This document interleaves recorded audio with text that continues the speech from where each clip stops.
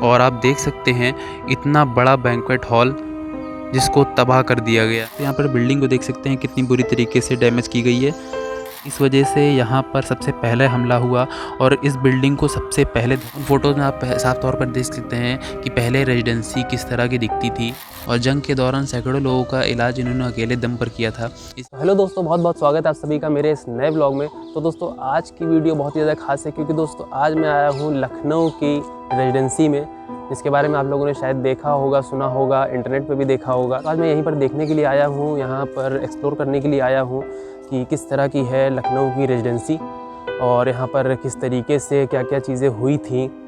तो सारी जानकारी आपको तो वीडियो में मिलेगी और अगर आप चैनल पर नए हैं तो चैनल को भी सब्सक्राइब कर लीजिए। तो चलिए जल्दी से वीडियो को स्टार्ट करते हैं। Let's begin.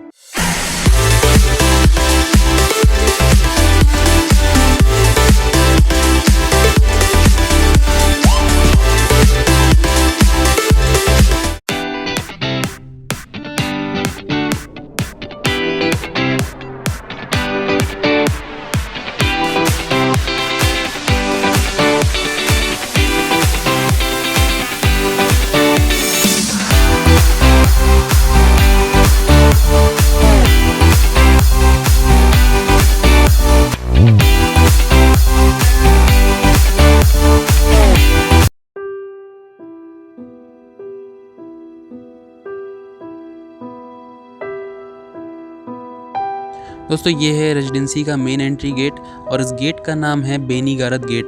इस गेट को बनवाया था अवध के नवाब सादत अली खान ने कैप्टन जॉन बेनी को स्पेशल सम्मान और सलामी देने के लिए, और ये गेट आज भी अपना उद्देश्य पूरा कर रहा है। गेट से एंटर करते ही आपको लेफ्ट हैंड साइड में रेजिडेंसी से रिलेटेड कुछ जानकारी यहाँ पर आपको देखने को मिल जाएगी। दोस्तों ये है रेजिडेंसी का बैंक्वेट हॉल। इसके ऊपर आप देख सकते हैं दीवारों पर किस तरीके से गोलियों के और तोप के निशान बने हुए हैं। आप सोच सकते हैं कि किस तरह की क्रांति हुई होगी। यहाँ पर अभी भी आप देख सकते हैं कि गोलियों के और तोप के निशान बिल्कुल साफ तौर पर नज़र आ रहे हैं। और आप देख सकते हैं इतना बड़ा बैंक्वेट हॉल जिसको तबाह कर दिया गया। बिल्कुल आप देख सकते हैं छत भी नहीं है, कुछ भी नहीं है, यहाँ पर सिर्फ दीवारें ही दीवारें खड़ी हैं। दीवारें भी शायद ना होती क्योंकि दीवारें इतनी ज़्यादा मोटी थी, इस वजह से बच गई, बट फिर भी बहुत नुकसान हुआ है।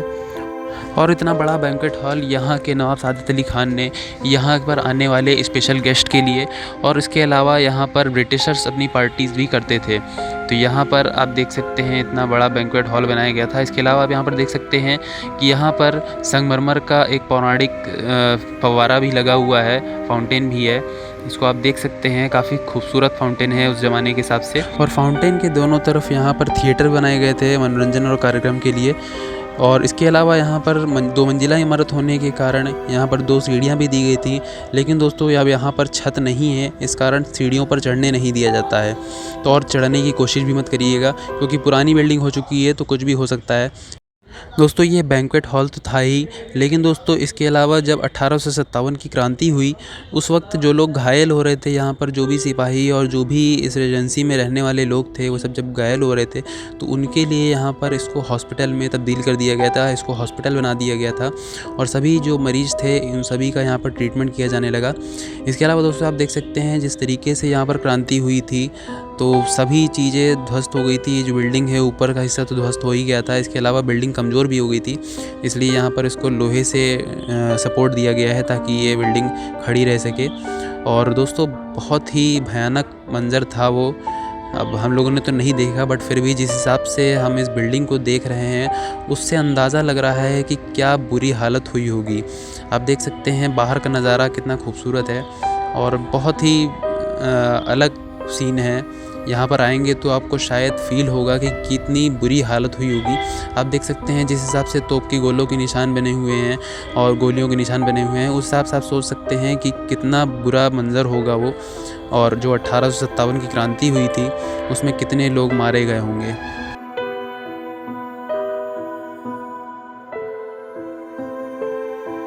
लेकिन यार ऐसे पानी चल रहा है तो नहाने का मन कर रहा है। तो वैसे इतनी तेज कि भाई तुम्हारा क्या मन कर रहा है? क्योंकि एक तो इतनी तेज़ धूप निकली हुई है, ऊपर से इस तरीके से पानी। पिचकारी आ रही, भागो भागो भागो भागो। बहुत तेजी से भाग रही है पिचकारी।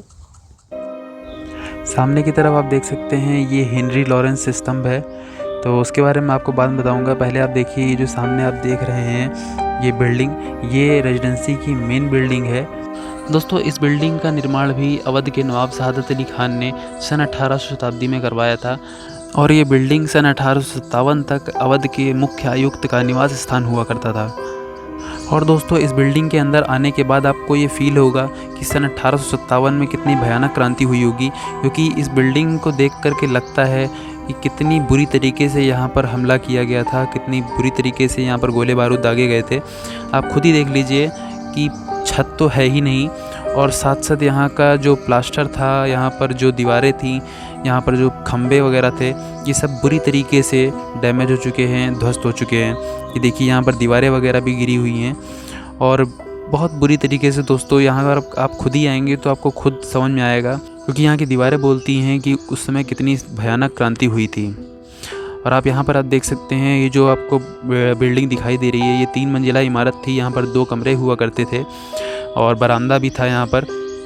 ये सब उस समय तोड़ दिया गया, बुरी तरीके से ध्वस्त कर दिया गया। आप खुद ही देखिए ऊपर का टॉप तो बिल्कुल पूरी तरीके से टूट चुका है।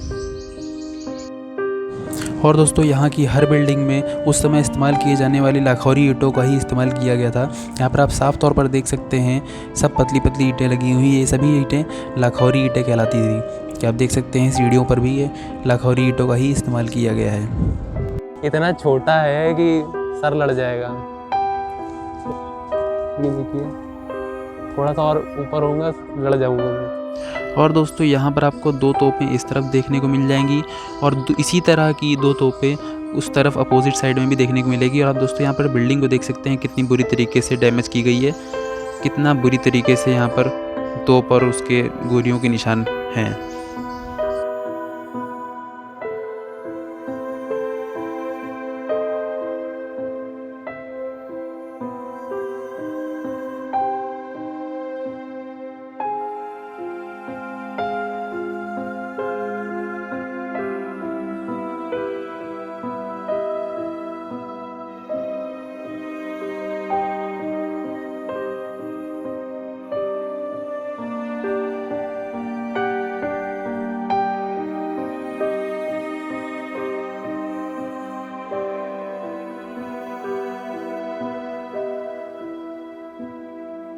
दोस्तों ये है बेगम कोठी, जो कि आसिफुद्दौला जी ने बनवाई थी और काफ़ी समय तक नवाबों ने यहाँ पर तरह तरह के व्यापार किए और नवाबों ने ही आपस में एक दूसरे को इस कोठी को बेचते रहे, खरीदते रहे। दोस्तों जैन कलुद्दीन की पोती मलिका खुरदरा आलिया विलायती बेगम थी, जिनकी शादी नसरुद्दीन हैदर से हुई थी। जब नसरुद्दीन हैदर की मृत्यु हो गई थी तब ये अपनी माँ के साथ और अपनी सौतेली बहन के साथ रहने लगी थी। लेकिन दोस्तों जब इनकी मृत्यु हुई थी तब इनकी सौतेली बहन ने मस्जिद और यहाँ पर इमामबाड़ा बनवाया था। ये जो आप इमामबाड़ा और मस्जिद देख रहे हैं ये इनकी सौतेली बहन ने, यानी कि मलिका खुरदरा आलिया की सौतेली बहन ने बनवाई थी। और मस्जिद और इमामबाड़े को तो ज़्यादा नुकसान नहीं पहुंचाया था, लेकिन फिर भी आप देख सकते हैं थोड़ा बहुत डैमेज यहाँ पर भी आपको दिखाई पड़ेगा।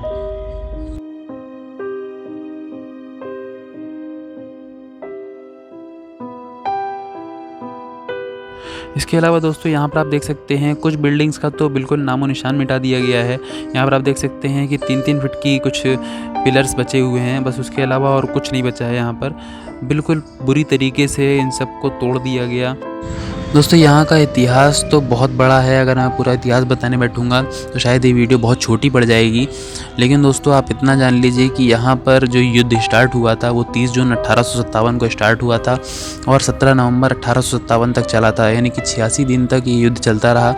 और इसके अलावा दोस्तों यहाँ पर हज़ारों की संख्या में लोग मारे गए थे, यहाँ के जो सैनिक थे वो भी और जो यहाँ पर क्रांतिकारी आए थे वो भी। तो यहाँ पर बहुत बुरा हाल था। आप खुद अंदाज़ा लगा सकते हैं कि लखनऊ के ऊपर कितनी बड़ी आपदा आई थी एक।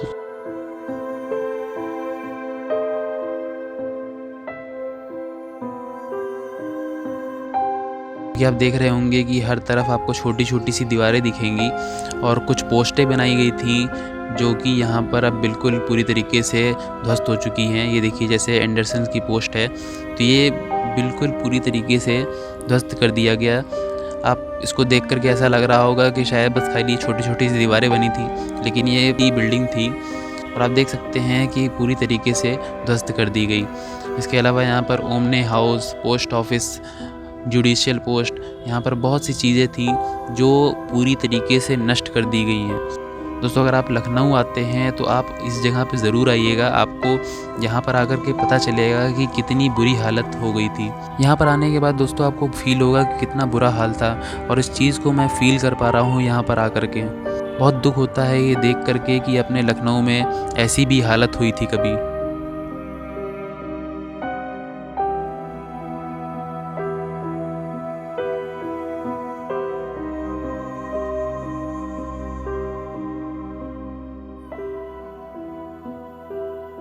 और दोस्तों यहाँ पर आप देखेंगे तो इस जगह पर आपको लाइट एंड साउंड शो भी देखने को मिलेगा, लेकिन दोस्तों ये कुछ समय के लिए बंद कर दिया गया है, अभी ये नहीं चल रहा है। वरना यहाँ पर लाइट एंड साउंड शो भी होता है, तो उसके बारे में बताया जाता है कि जो भी क्रांति यहाँ पर हुई थी उसको लेज़र शो से बताया जाता है, दिखाया जाता है कि किस तरीके से क्या क्या चीज़ें हुई थी। वो सब चीज़ें जानकारी आपको लाइट एंड साउंड शो के ज़रिए दी जाती हैं।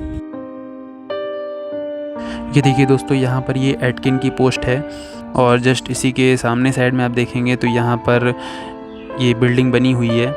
दोस्तों, इस बिल्डिंग के अंदर 1857 की क्रांति के दौरान यहाँ पर जगह दी गई थी कारतूस बनाने के लिए। तो सभी यहाँ पर जो वर्कर्स थे वो यहाँ पर कारतूस वगैरह बनाते थे। लेकिन दोस्तों, ये रेजिडेंसी का सबसे बाहरी हिस्सा था, इस वजह से यहाँ पर सबसे पहले हमला हुआ और इस बिल्डिंग को सबसे पहले ध्वस्त कर दिया गया। तो यहाँ पर कोई भी काम नहीं हो सका क्योंकि ये बिल्डिंग सबसे पहले ध्वस्त हो चुकी थी। और अभी आप देख सकते हैं कि यहाँ पर जिस तरीके से दीवारें वगैरह टूटी हुई हैं, छत टूटी हुई है, छत है ही नहीं, छत कहीं भी नहीं है।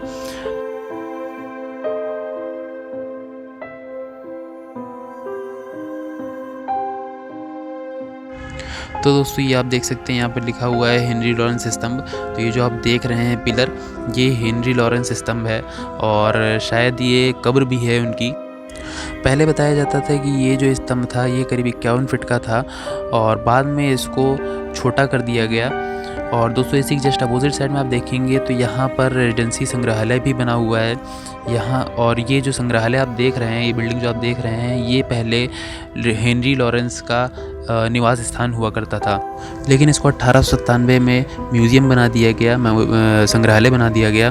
क्रांति के दौरान उपयोग में लाए गए औजारों, साथ ही उनकी जो शिलालेख थी, पुरानी तस्वीरें थीं, पेंटिंग्स, कागज़, बंदूक, तलवार, तोप, जो भी चीज़ें थीं वो सब इसी के अंदर मिल जाएंगी। और इसके अलावा हम आपको जो फ़ोटोज़ दिखा रहे हैं, उन फ़ोटोज़ में आप साफ तौर पर देख सकते हैं कि पहले रेजिडेंसी किस तरह की दिखती थी। महल जैसी ये दिखने वाली ये बिल्डिंग्स बिल्कुल पूरी तरीके से जो ध्वस्त हो चुकी हैं, वो पहले किस तरह की दिखती थी। तो वो सब चीज़ें आपको यहाँ पर अंदर आकर के नक्शे में दिख जाएंगी। बाकायदा पूरी तरीके से बहुत अच्छा नक्शा यहाँ पर बना हुआ है। इसके अलावा यहाँ पर जो भी यहाँ के नवाब हुआ करते थे, उन सब की तस्वीरें भी यहाँ पर हैं।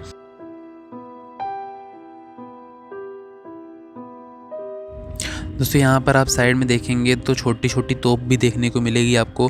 इसके अलावा म्यूज़ियम के गेट पर भी आप 2 तोप देखेंगे बड़ी बड़ी। और अगर दोस्तों आप म्यूज़ियम के अंदर जाना चाहते हैं तो म्यूज़ियम के अंदर जाने का कोई चार्ज नहीं है। हाँ, आप अपना सामान लेकर नहीं जा सकते हैं, आपको लॉकर रूम में जमा करना पड़ेगा। अगर आप अपना मोबाइल लेकर के जा रहे हैं तो आप वहाँ पर फ़ोटोज़ क्लिक कर सकते हैं, लेकिन सेल्फ़ी और वीडियोज़ नहीं बना सकते हैं, तो इस चीज़ का ध्यान रखिएगा।